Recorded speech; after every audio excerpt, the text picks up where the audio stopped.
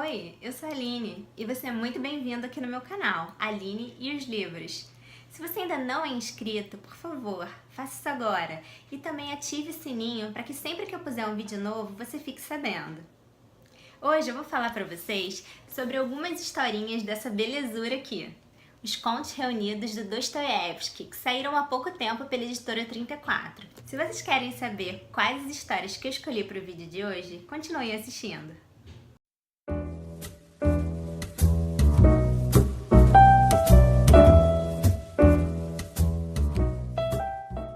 Contar contos de Dostoiévski certamente não é uma tarefa fácil. Quem já leu esse romancista atormentado e seus personagens tão ou mais atormentados do que ele, sabe que essa leitura não é uma experiência inócua. Apesar de tanto sofrimento que a leitura de livros como Crime e Castigo, Os Irmãos Karamazov podem gerar no leitor, eu acho que essas leituras são fundamentais. É imprescindível que a gente passe por esses livros e que esses livros passem por nós. Então, para quem ainda é virgem de Dostoiévski, eu recomendo tremendamente esse livro. Ou então outras pequenas novelas, como Crocodilo, Adócio, Sonhos de um Homem Ridículo. São contos curtos, não são histórias extensas como Crime e Castigo, Os Demônios, mas são extremamente densos e nos fazem refletir e nos causam aquele mal-estar, e depois da leitura de um Dostoiévski, você nunca mais vai ser o mesmo, isso eu posso garantir. O primeiro deles se chama A Mulher de 100 Anos e foi um conto publicado em 1876 num jornal literário chamado Diário de um Escritor. Nesse conto, o Dostoiévski diz, na verdade é o narrador, mas é o Dostoiévski que assina o conto. Ele ouve uma história de uma senhora que encontra na rua uma velhinha bastante enrugada, com uma bengala. E essa senhora, ela tem coisas para resolver ali nos arredores da Avenida Nevsky, que é uma avenida famosa em São Petersburgo. Então essa dama está ali resolvendo suas questões cotidianas e ela vai percebendo que em cada lugar que ela entra, de cada lugar que ela sai, a velhinha parece andar um pouquinho e se sentar num banco para descansar. E chega num determinado momento que essa senhora se interessa pela velhinha, dá a ela 5 copeques, seria o equivalente a 5 centavos, e a velhinha aceita de bom grado, mas essa senhora logo percebe que ela não é exatamente miserável. Ela está ali, lhe diz a velhinha, a caminho da casa dos netos, e a história termina assim: a dama vai embora, a velhinha desaparece no cenário da realidade, e então Dostoiévski decide dar uma continuidade para a história dessa velhinha na literatura. Ele a coloca como alguém que consegue finalmente chegar. Ela aporta na casa de uma moça, que pode ser a neta dela ou uma bisneta. Ela encontra ali com aquela família e tem pequenos diálogos. É uma família pobre, porém regrada. E aos poucos essa velhinha vai perdendo fôlego, vai se mostrando mais cansada. O Dostoiévski se sente na obrigação de dar a ela um lugar, um porto. Mesmo que seja um porto em que ela não vai poder fazer muitas coisas. Um porto em que ela precise apenas descansar. É um final bobo e nada surpreendente. Afinal, o que vocês esperam que vai acontecer com uma velhinha frágil e que parece já estar bastante cansada aos 104 anos? Mas o Dostoiévski parece que ele se sente na obrigação de dar um fim legítimo, digno a ela. Dar um encontro com alguma coisa, um lar, para que ela possa então viver aí as horas que lhe restam. Eu não imaginava que o Dostoiévski se sentisse assim, numa necessidade profunda de continuar na literatura, na sua escrita, histórias que não tinham terminado na realidade. Um outro conto se chama Uma História da Vida Infantil. Também é um conto de 1876, lançado nesse jornal, Diário de um Escritor. E nesse conto, o Dostoiévski fala mais uma vez sobre uma história que lhe foi contada, de uma menina de 12, 13 anos que decide parar de ir à escola, ela começa a tirar notas baixas, a mãe percebe que ela não está estudando, não está se dedicando em casa aos estudos. E no dia seguinte, a uma conversa com a mãe, ela deixa um bilhete em casa dizendo que não pretende mais voltar, que ela tirou 3 zeros na escola, ela se sente envergonhada de ter mentido para a mãe, mas ao mesmo tempo ela se sente entediada, não quer voltar a estudar. E dá o exemplo de uma outra menina que faz isso, ela passa os dias flanando pela cidade, seja inverno, seja primavera ou verão. A mãe não sabe, ela já faz isso há quase um ano. E essa moça em questão, a Sasha, resolve fazer a mesma coisa. E quando a mãe recebe o bilhete, ela recebe também a notícia, as horas vão passando e a menina não chega, ela não vai voltar mais. Então ela pede ajuda de um amigo para que ele vá em busca da menina, enquanto ela própria fica em casa, esperando caso alguém dê alguma notícia. Por volta das 10 da noite, se ouvem os passinhos incertos dela do lado de fora da casa. A mãe abre a porta e vê que realmente é a moça se desculpando, prometendo ser alguém melhor. E aproveitando esse incidente, o Dostoiévski faz quase que um manifesto pedagógico. Ele diz que essa idade, dos 12 aos 14 anos, é uma idade perigosa porque a personalidade desse ser que não é nem criança nem adulto, ele reúne duas metades muito distintas, mas que são extremamente fortes quando juntas. Primeiro é esse lado pueril, imaginativo, imaturo, e a outra metade é uma certa paixão e uma certa aderência a ideias, conceitos de que essas crianças, esses jovens, nada sabem. Eles são extremamente suscetíveis a certas paixões ideológicas. Então, o Dostoiévski alerta os pais sobre esses perigos e fala sobre a vadiagem, que é uma doença, que é uma paixão nacional russa. Aqui ele está fazendo um alerta também contra esses movimentos revolucionários, nihilistas.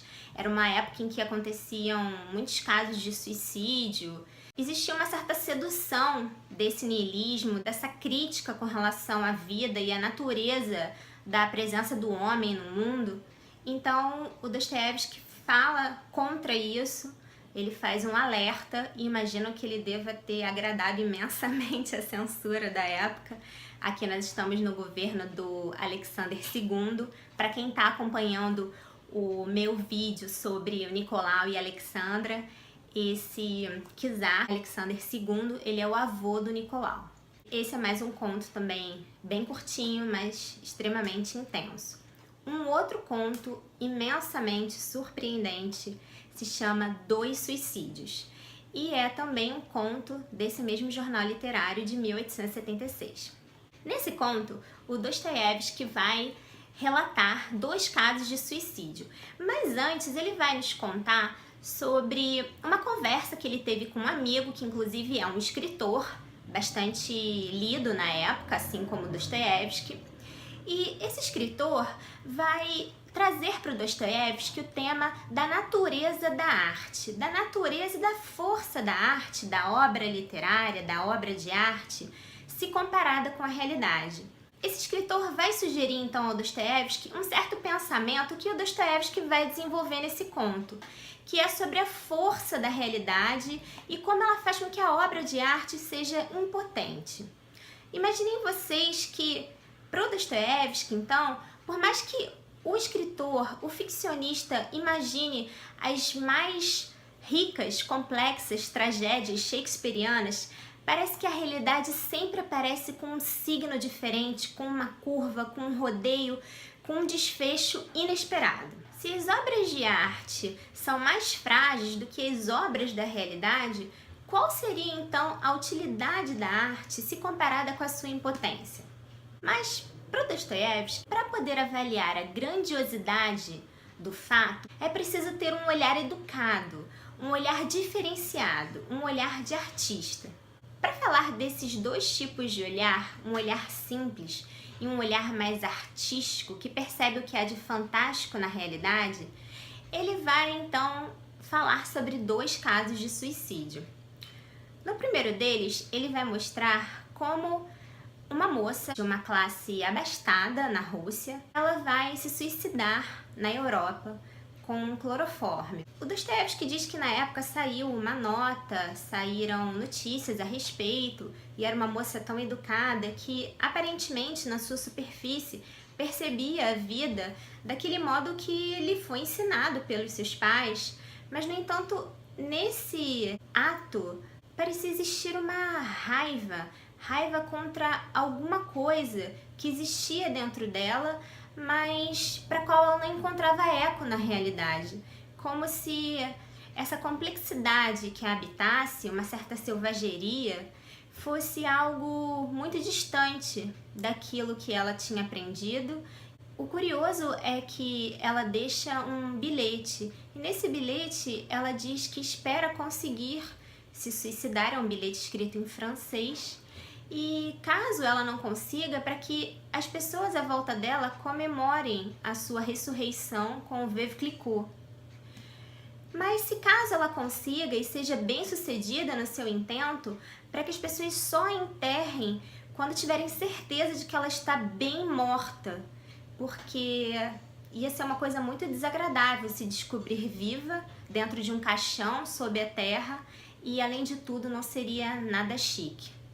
Dostoiévski vai explorar esse caso como uma postura, como uma raiva contra uma percepção da vida, mas ao mesmo tempo mostrando que existia algo mais na juventude de então, diferentemente da juventude da sua época. Era preciso abrir os olhos. Então esse conto ele também se coaduna com o conto anterior do qual eu falei para vocês, Uma História da Vida Infantil.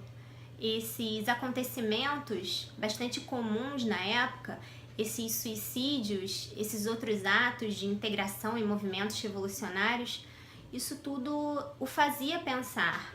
Então ele sugeria que o seu leitor pensasse também sobre isso. O que essa moça estava gritando? Esse chamado que ela fazia com um bilhete irônico, niilista, debochando da sua própria vida, da sua existência, desse ato tão grave que é o do suicídio.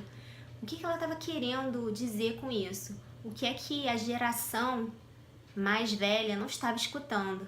Outro caso de suicídio é completamente diferente.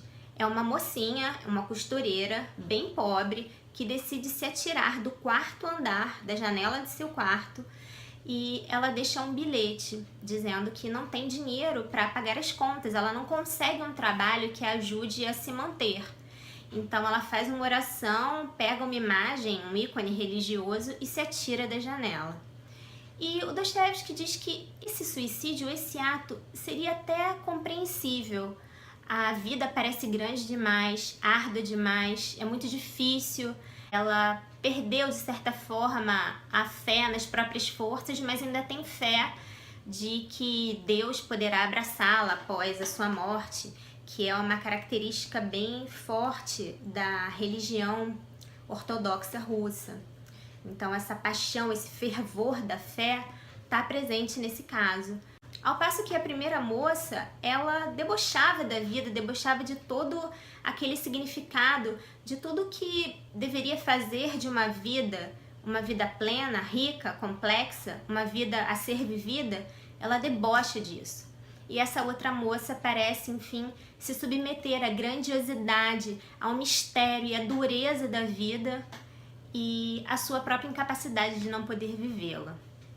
E, por fim, mas não em último lugar, um conto que se chama Romance em 9 Cartas. É um conto epistolar, são cartas trocadas entre 2 amigos. Diferentemente dos outros 3, ele foi escrito em 1845. Dostoiévski tinha só 24 anos e já estava ensaiando então as suas intrigas entre os personagens. Esse conto traz 2 personagens, 2 amigos que trocam cartas, e aos poucos esses laços de ternura, essa cortesia das cartas, vai dando lugar a linhas mais ácidas, mais amargas, ameaças, e vão então se desdobrando as relações entre as respectivas esposas, entre as famílias, entre os amigos em comum. Então vai aparecer ainda um terceiro elemento, um terceiro personagem, um homem, que vai então colocar mais lenha nessa relação que aos poucos vai se tornando mais inflamável, mais apaixonada, prestes a explodir. Então, esses foram os 4 contos que eu trouxe para vocês desse livrinho aqui, livrinho fantástico, que certamente é um dos meus favoritos. Se vocês gostaram, não se esqueçam de curtir esse vídeo, de compartilhar com seus amigos. E se vocês ainda não estão inscritos, por favor, se inscrevam aqui no meu canal. Tchau, tchau!